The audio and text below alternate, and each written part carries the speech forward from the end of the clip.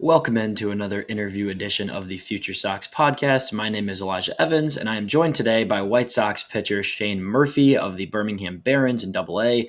Shane was recently named the July Pitcher of the Month of the White Sox organization, also the Southern League Pitcher of the Month in what has been a really impressive season all around. So we appreciate you hopping on and joining us today, Shane. No problem. Thank you for having me. I appreciate it. It's been a fun year so far for sure. Just got to keep it rolling. Yeah, it definitely seems that way for you and for Birmingham as a whole, as we were just kind of talking about pre-recording here. Starting before we get back into kind of your development over the past few years, just July itself, what has been kind of this month like for you, and just having the amount of success you've had, but also being part of a team like you said that's just on fire right now. Yeah, it's been fun. I think more importantly, team first, winning first, creates a culture and a work atmosphere that's excited to come to the yard every day and focus on what you need to do and how you can better yourself to help the team win. On top of that, I think adding into July success, like minor league baseball is about development, right? Like everyone's has their own plan, their own stuff they're working on, and you try to take that into the game, and there's a fine line of developing in the game too, because you got to take stuff you're working on into the game for it to eventually translate over. But just also the mindset switch when you're winning so much, and the team mindset is win-win, and you're just competing. You have a great group of guys. It's almost less pressure in terms of like what I'm trying to do and where I'm trying to go, and it's like, all right, let's pitch today to win a ball game, and then the rest takes care of itself. So I just think that mindset really proves evident over everything else as well. So it's been a combination of things, but the Barons are hot for sure. Yeah, no, it does. It makes sense that it makes it easier to do your job when you're just going out there and everybody's fired up and everybody's Mhm. wanting to win, and you've got new talent coming in that's wanting to win. You've got Yes, guys that have been there. You've got kind of this really cool blend of some more experienced guys, some younger guys, and just this group that's just clicking on all cylinders right now. for sure. For sure. I think the additions of Antonacci, obviously BMOT's been here for about a week and change now too, and he's obviously as advertised, great player, great talent. And then the staff, it's been a similar group of guys, but adding pieces here and there. Some guys going back and forth to AAA, some guys, Paulette and Franklin got promoted. But no matter what, I think the back end of our bullpen, Mark McLaughlin's been awesome. Anyone that's came up and filled the role has just filled the role. Like it hasn't been anything other than they've come in and done their job, and the whole staff has done great work, and everyone in the clubhouse is just it's a great group of guys. It's a lot of fun to be around.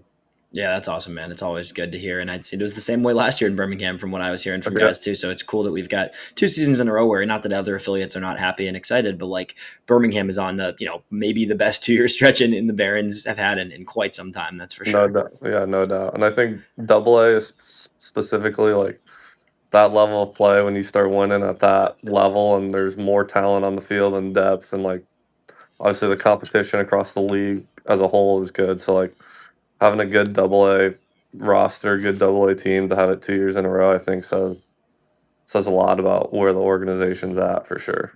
Yeah, I completely agree. It's something I've heard from many guys that high A to Double-A jump is kind of one of the key jumps in the minor league career of players, of just making that kind of once you're in Double-A, you're with guys that are all on track to potentially be in the big leagues, right? And that's Hmm. different from when you're still at like the complex or the single A level, where yeah, there's a ton of talent, but it's definitely more raw at that point. Yeah, very raw. There's it's a cleaner game. I think our bats are cleaner. Hitters have more of an approach. They're just everyone's more.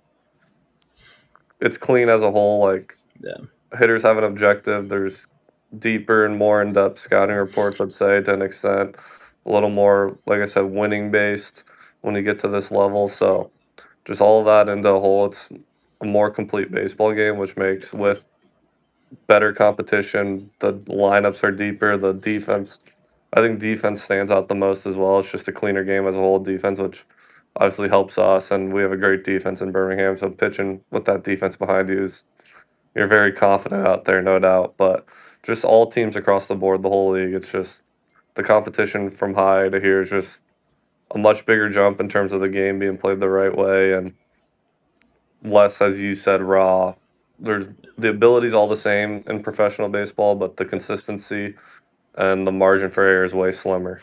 Yep, that makes perfect sense, and that kind of leads me into what I wanted to get into from there, which is your past couple years before we dive into more of the what you've literally done this year. Yeah, When you look back, kind of so just over 3 years ago is when you were drafted, 14th rounder.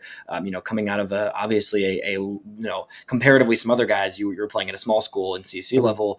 It's different than some guys that come in from SEC, and then you got the yeah. international guys coming in from those ranks, right? So what has it been for you over the past just couple years to kind of rise from, you were in Kannapolis in 23 primarily, you were primarily in Winston last year, and then primarily Birmingham this year. So you've kind of had most of a year spent at each level the past 3 seasons. What has that been for you, just your development since being drafted by the organization? Yeah, I think year one in Kannapolis was my first year. So I had TJ 2021, missed Right. all of 2022, and they saw me throw in summer ball. It was like me building up my TJ rehab phase. Like I threw 1 innings, I threw like 7 innings. I threw like 2 innings in college that year. Like the last game of the year, I got 2 innings. I got a start for 1 inning, another start for 1 inning. And then I went and played summer ball. And the program I was with in the MLB draft league was like lenient, like knew I was coming off TJ, so I just continued my throwing progression there. And I threw like 4 or 5 innings, and thankfully I got Saul and put enough out there that the White Sox took a flyer on me. And I'm super grateful. John Kazanis is an all-time scout, and he followed me in high school, I think, too. So just going into 2023 season was like my first full season post TJ. So that's more so like not finding your footing, but remembering and like you feel good. Like that first year, I felt good, no arm issues. I knew I was going to be in Kannapolis the whole year because I was coming off PJ and I was on a Yep. strict innings limit and like just breaking down my development. Like it was communicated that like I was going to be in Kannapolis all year, no matter how I did, and I threw the ball really well in Kannapolis. At the end, I think I got a little tired end of the first year, facing teams 4 or 5 times, like learning how to adjust to that stuff and diving into reports. But like my first full season, I viewed as success for sure, and just staying healthy was the most important part. And then in the Winston, I was hurt in end of spring, had like a little tendonitis, elbow flare up, nothing serious, but just might as well take care of it in the beginning of the year. Missed 2 weeks, and then looking out throughout the whole year was the right thing to do. I still ended up getting 100 plus innings and got my workload in. Um, I struggled a little more in Winston. I felt like I always threw the ball well. Like the whole year, I never felt like I was throwing the ball poorly. I just felt like it'd be one pitch, 2 pitches of games that I really got beat on. And it'd be whether a 2 run, 3 run double with 2 outs or a 2 run homer with 2 outs. Like every time I felt like I got beat, it just was a bad time to get beat and not making the pitch when I needed to make it.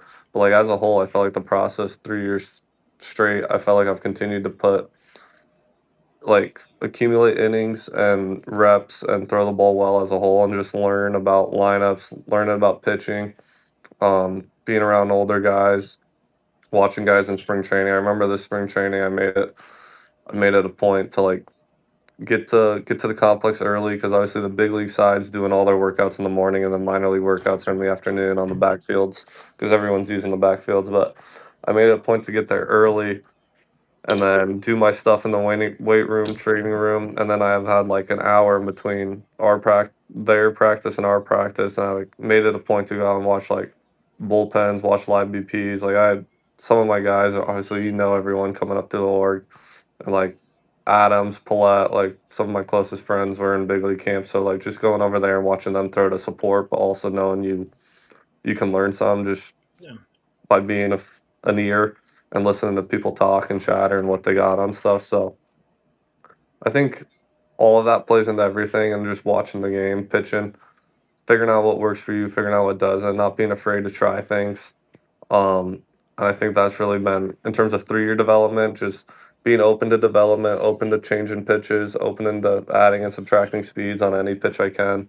I don't throw I throw 89 to 92. Like it's no secret. Like I try to pitch my ass off. I'm not in this day and age an overpowering arm or like a eye popping arm for sure. But I think what I do really well is a less valued thing in today's game where it was more valued previously and prior just because everyone's stuff's so nasty. But I still think there's an art to getting hitters out and pitching is pitching no matter what. You're changing speeds and trying to keep a hitter off balance and stay off the barrel. Yeah, 100%, man. It's all, to each person, right? I think that's a big Exactly. part of it is like it's not there is this, craze over like, oh, that's the grossest 102-mile-an-hour Yeah. sinker that's moving Mhm. and then people love that. And of course, it's crazy It's that gonna people can play. do that, Yeah. right? Yeah. But at the same time, there's still plenty of pitchers in this day that are really successful by mixing and matching and utilizing everything they can. And for you, being someone like last season, you said, you got hit around a little bit more, yeah, compared to Kannapolis, but you also were running a 4% walk rate last season Yeah. in the high level, which is incredibly low, right? So you were, Mhm. you're able to command at that level. So then coming into the offseason this year, when you're looking at last year and you're saying, hey, I got hit a little bit harder, but I felt like I was going through it. I got 100 plus innings under my belt. I wasn't, I was commanding really well. What Mhm. were kind of the key things you were trying to build off? And you talked about this a little the other day to the media, but what were the things you were trying to build off of coming off of last season heading into this year? Yeah, last year it was mainly just a 3-pitch mix. Most of the year, fastball, curveball, changeup, which I've been my whole life, and they're all really good pitches for me, and they still are. But I remember in Asheville last year in high, I felt like I was putting up unreal numbers, and I had one outing in Asheville, like middle of June, like 50 innings into the year. I gave up like 8 or 9 earnings or 10 earnings, and like 1 1/3, 2 1/3, just Hitters Park, didn't have feel, like everything was missing up, was just rushing, bad mechanics day. And they just tagged me for like 8 or 9 earnings. I got 3 homers. And like I watch, not that it does matter and it doesn't, but when you're a competitor and you're into it, it matters. But from a big picture, it really doesn't. But I watched my ERA in like the middle of June go from like a 1.9 to like a 4.1 off of one outing. And I'm just like, all right, like that stuff's out the water. Now the rest of the year is just keep pitching your game, make quality outings, and your ERA. If you keep doing that, your numbers are gonna prove, and like month by month, you're gonna put up good numbers in a month calendar, which is most important. Like we're developing month by month, taking it for a snapshot, the whole year as a snapshot, breaking it down. And after that outing, I was so frustrated. I was like, the only runs I give up are on home runs. So Zaleski was in town that week, and I just remember going to him. I was like, is there any way I can throw like a sinker? Like I know my four seam metrically plays up, but like everyone knows, especially facing that time 3, 4 times in a year, like everyone knows I'm trying to stick a four seam at the top and throw my changeup and breaking balls off that and tunnel my curveballs. And I was like, but I predominantly live four seam at the top. And if the team or a hitter has an approach or they're selling out for that pitch, like it's getting hit. The ISO on it is high, the damage on it is high. And I was like, I just wanted something to get off the four seam. So he's like, yeah, we can work with the sinkers. Like, it could be hard because, like, I'm a spin efficient guy. Like, I'm a ride guy. It's high arm slides. Like, sinker may be hard, but we tinkered around with stuff. And, like, it never became good, but it was just just enough differential off the four seam just to give them a different look. Whether it's a four seam's here on the barrel and a sinker's here, it's not a good pitch, but it's just enough to give them a different look.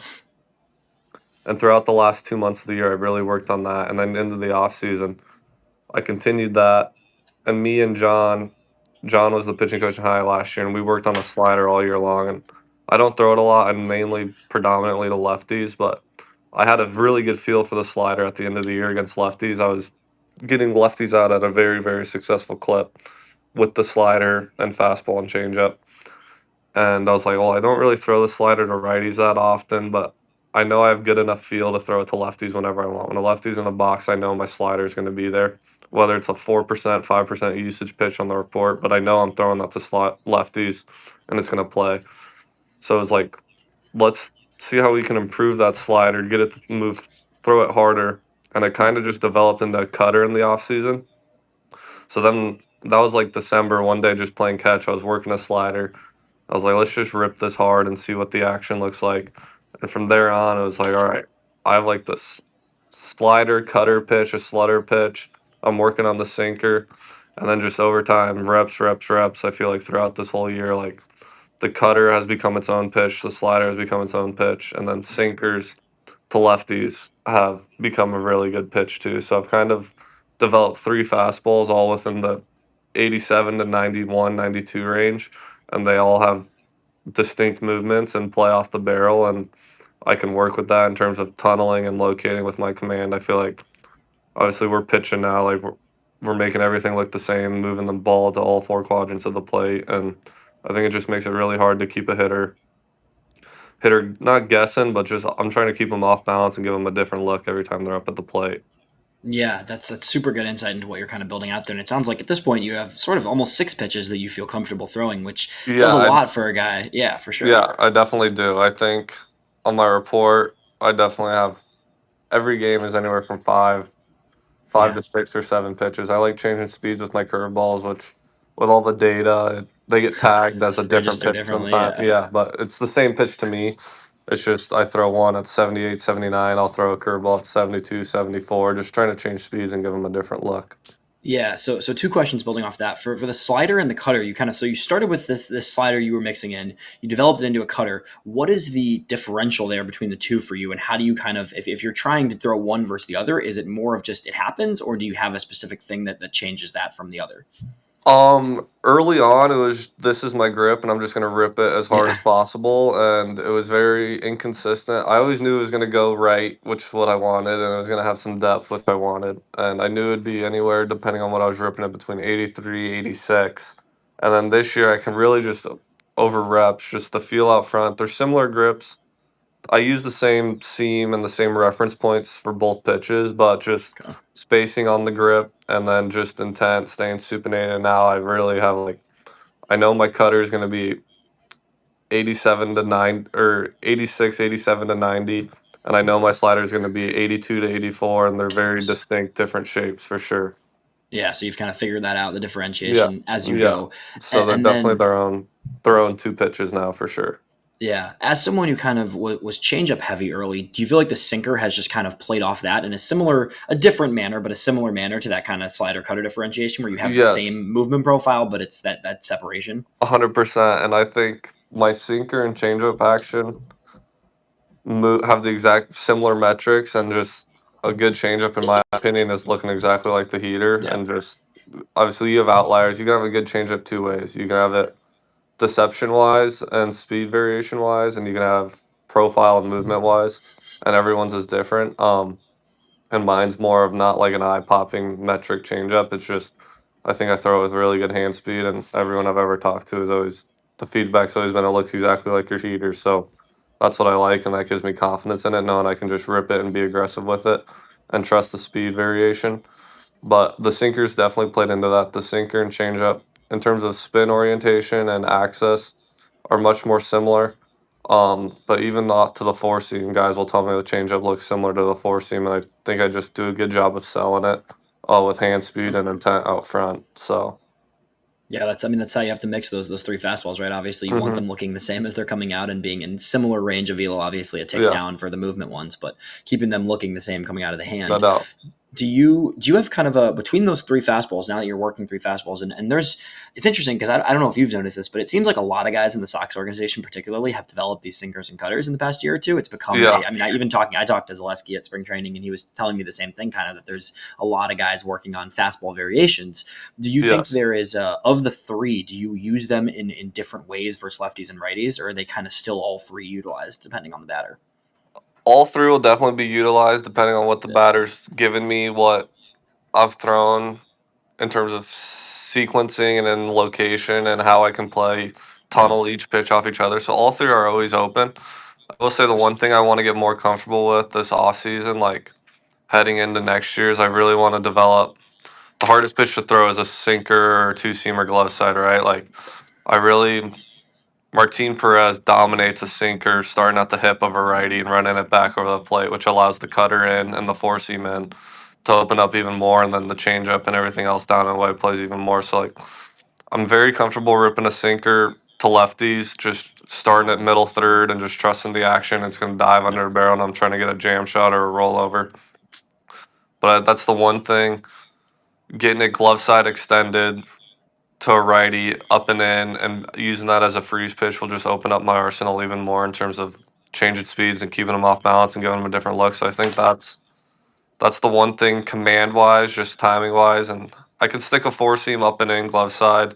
That's like my cue. That's my pitch. If I can throw my four seam up and in glove side that day, I know my mechanics are in sync. I know I'm gonna have good command. I know I'm gonna be where I want to be throughout the game.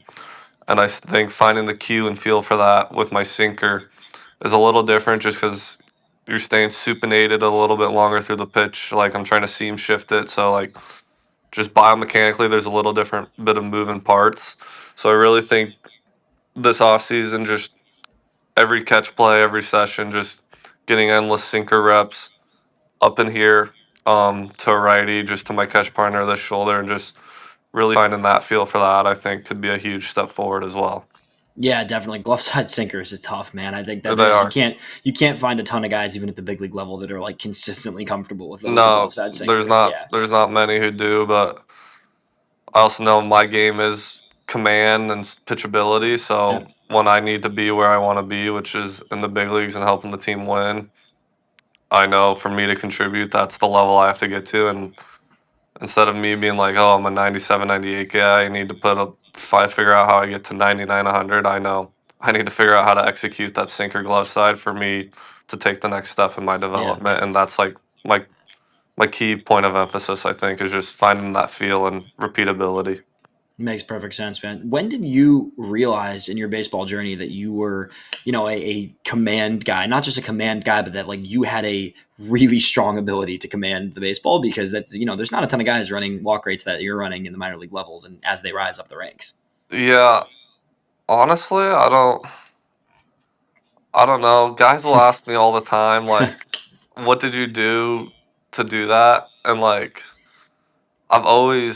I've just always been a strike thrower. Like I've always just tried to keep my mechanics simple. Like I got into like not weight training, but like I got into like the biomechanics, the throwing hard aspect. Like growing up, like I never cared about throwing hard. Like I always just thought it was cool to throw the ball like exactly where I want. Like competitions, like throwing a ball in a bucket from 50 yards away with like in high school and BP, like and just competitive catch play. Just being at a young age. I have obviously older brother playing baseball and having a successful career plays huge dividends into that. Like learning when you're the younger brother, you have so many advantages. Just you're brought everywhere along. All you have to do is watch. Like you can't stay at home by yourself. So when my brother's playing baseball in high school, like, I got to go with my parents and watch every game.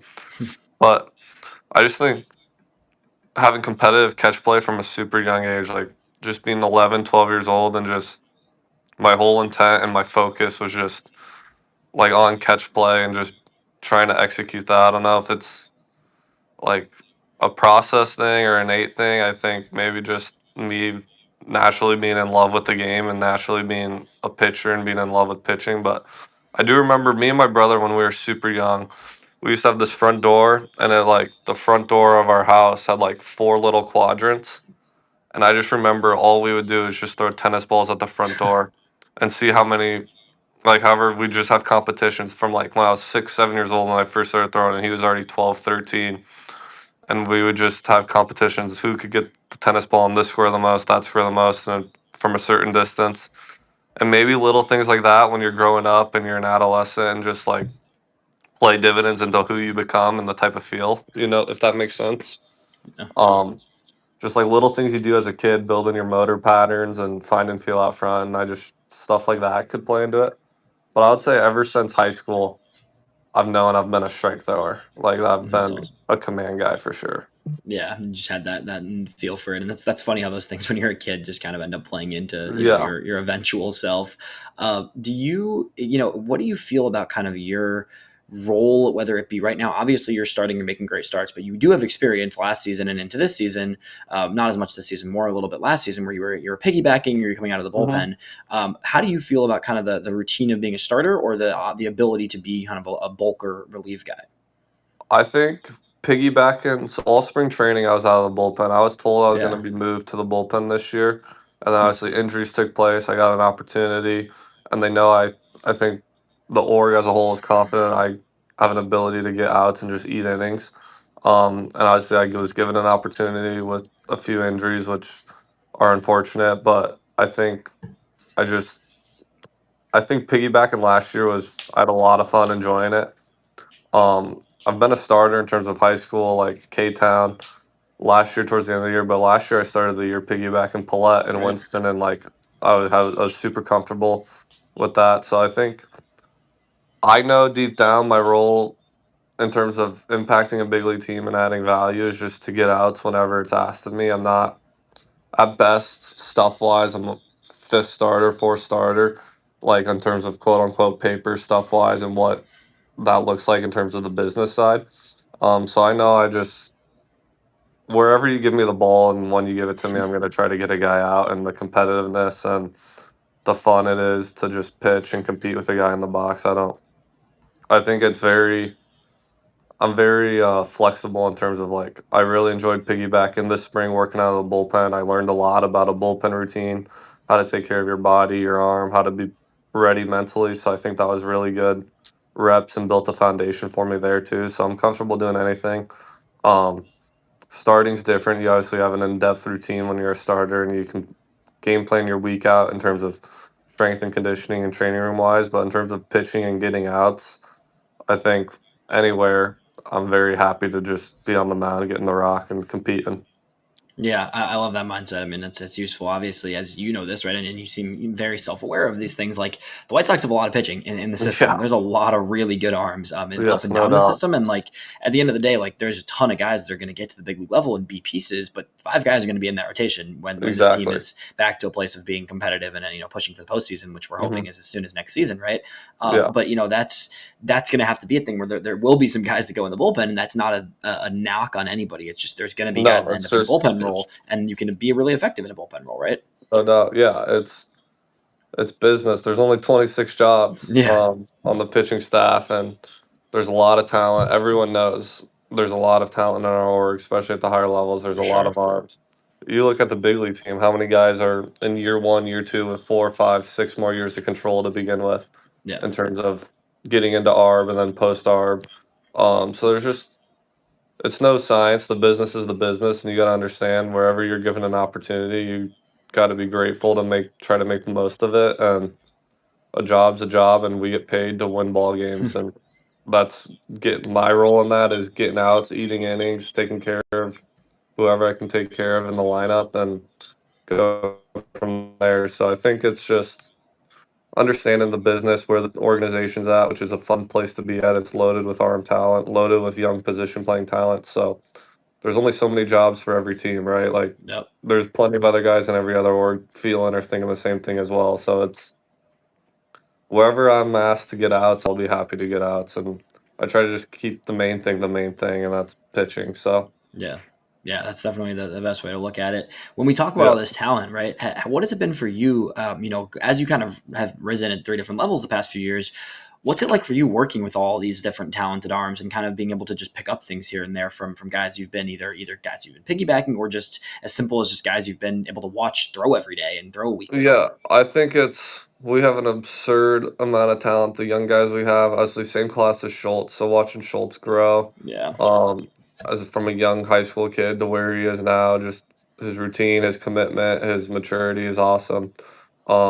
Obviously the guys like Schultz and Hagen and like they're outliers, right? Like they're nothing they do in terms of throwing a ball I could ever do just because they're so ultra gifted and like deception. Every pitcher throws different, has their own way of movement. So like I tend to look at more guys in terms of picking stuff up, like guys who I think have similar mixes from me, whether it's here, just watching I watch big league games every night. Um, but just building like a relationship with those guys has been awesome. You just compete against each other, challenging each other, picking each other up. It's been fun. So we have a lot of talent. There's a lot to learn from. Everyone moves in their own way in terms of routine and structure and weightlifting and also pitching and how their arm allows how their body moves to naturally allow movement profiles to create. So you try to find guys that you're similar to and then bounce ideas off of them. And then you really just admire other guys and you try to pick up stuff from guys in the weight room, training room team, what they do for healthcare and stuff like that. More so behind the scenes, you can really relate to everyone. And then when it's on the field, like some guys just move so naturally different than the way I would move per se, or naturally gifted with certain things that's like you can talk about feel mainly sequences like pitching, how to get hitters out, and then like weight room stuff, training room stuff, what they're doing in the gym, stuff like that is where you really learn and pick up different habits and look around and see what everyone's doing to make sure they're staying healthy or what it takes for them to get prepared every fourth, fifth day or every game per se if you're a bullpen guy. So I think all that you take into account. You're at the field all day long, so you're with everyone, watching everyone work. It's super fun and learning different movement preps, different movement patterns that could maybe help you. You throw some against the wall, see if it sticks or if it plays for you, and if it doesn't, you keep trying, and that's it's the game of life, honestly. So it's fun. Yeah, that's awesome, man. Is there anybody that stands out to you this year from a guy that you maybe hadn't worked with or seen quite as much of, and then in Birmingham this season you've been like, oh, that's some gross stuff, or just impressive pitching? Um, I mean, GT was his first. I know Yeah, last year right. was his first season, but he was hurt a lot of the year.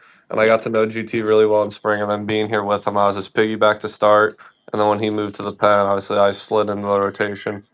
But there's nothing GT. There's nothing I could do that would get to me to be like GT. Like extremely natural, gifted, flexible, like DNA, like flexibility, like God given flexibility, strength, just extension, the way he moves mechanically, biomechanically is off the charts. So like watching him is like an eye popping guy, obviously. And then you have like guys like Hagen is so young. He's in his first year of professional baseball. Like just his maturity, his want to develop and grow, and understanding the ups and downs and taking care of the body and how consistent he is and what he does and his dedication, just stuff like that is super cool to watch. Like understanding the foundation, like where he learned this from, like Arkansas, and like just you hear stories about SEC, just honestly just BS conversations where you just learn about a lot about what makes a guy and his who he is as a person. So it's super cool. So I think in terms of outlier stuff, like GT is like obviously a unicorn, Schultz is a unicorn, but I think everyone here is just super dedicated to their craft, and everyone's pulling on the same side of the rope, and everyone's in the weight room every day and at the field early and working their tail off to get better, and everyone keeps their head down and just works. So it's a fun environment. Yeah, that's awesome, man. The off the field stuff is good too. You gotta, I mean, at the end of the day, these are people. I think that's one thing I always try to reiterate online, and in Yeah, the crazy world we live in today is like, baseball players. You guys are people. You're yeah, normal dudes. You're just trying yeah. to get to know each other in the baseball way, but also like there is that off field aspect, and that brings me to what I always love to kind of finish up with people when I'm talking outside of baseball. What is your life like? What do you kind of do to occupy your time when you're not just playing ball? Um, sports. I'm a ball watcher. I watch baseball, golf, tennis, soccer, basketball, every sport. That's all I've ever known as just competition. So Nice. I like to play golf. I don't play as much golf in season. I play it more off season. A lot of guys play in season like every Monday, which is good. That's more so a mental escape for them than anything. But I try to just limit full recovery day. I think I pick up a golf club and I swing that thing as hard as I can every time, and that's not really good for my health in terms of 142, 162 game season. So I try to stay away from it just because I don't have that go out and have a carefree round of golf game in me. Um, but guys do that. I like to just I watch a lot of TV shows, watch a lot of ESPN, watch a lot of Pat McAfee. I'm Nice. really just a sports junkie, so and so. Hang out with family, talk with family. My brother's over in Korea, so when I find time to chat with him, pick up the phone in the morning, call him, see Nice. how he's doing, playing ball.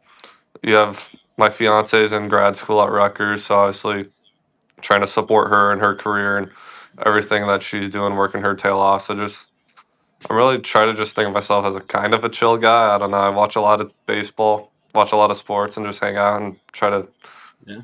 keep my circle close and keep in touch with my circle. So Yeah, that's not a bad thing. Whenever people ask me what I do outside of baseball stuff, I'm always like, oh, football, basketball, whatever else. yeah, So I hear you. well, Who are your it's teams outside football of season now, so Yeah, there's exactly. a it's about 80% fantasy football talk and predictions for the year in the clubhouse, and everything else is about baseball. So we're getting to Sounds that about point right. where guys are hungry for football. A lot of mock drafts, a lot of shit talking with the boys. So it's good stuff. It's a friendly reminder to everybody that you guys are doing the same thing most people your age are doing in We many are. We're ways. all. That's the that's the truth. We're all just humans. Baseball. We happen to be professional baseball players, and we're good at it, and we take a lot of pride and care in it. But it's no different than the person who goes to their job in the office and takes a lot of pride and passion in that. And we all like football. We all like sports. We all like hanging out, and It's definitely, we're all just humans for sure. Yeah, I hear you, man. We'll finish up on this. Any goals you got for yourself, kind of just the rest of the season and then heading into next year? Or you just trying to keep it moving where you're at? Definitely keep it moving. I think going back to the just finding feel for two seam Yeah, sinker to righties, finding where, not even just executing that pitch, but then learning and just figuring out whether it's watching film, watching other guys throw. You learn so much just watching a big league game and watching guys sequence, and if you're really in depth of watching the game of how they're trying to get the hitter out. So like how that could play into my arsenal and when I could use it. Just always looking and finding ways to add and subtract speeds to whether it's my curveballs, my changeups, anything I can do to just change speeds. But I really want to continue working on the sinker, um, figuring out how that plays into my arsenal against righties. If I can master the execution of that glove side up and in as a freeze pitch, and then for the rest of the year, it's just win ball games. I think the Barons want to win. Everyone in the clubhouse wants to win. What can I do to help the team win? And focus on where my feet are at and yeah, keep this thing rolling in terms of playing good baseball and team baseball. yeah. A little hunt for a back-to-back Southern League championship. Might as No well chase doubt. it, right? Yeah. Hell yeah. Thank You you have so the much. opportunity to. Yeah, thank you so much for the time, man. You were super generous with the time. Some really good insights. We appreciate you joining, and obviously, congrats to all the success this year. And we're looking forward to seeing you keep it rolling here. Thank you. I appreciate it, man. Have a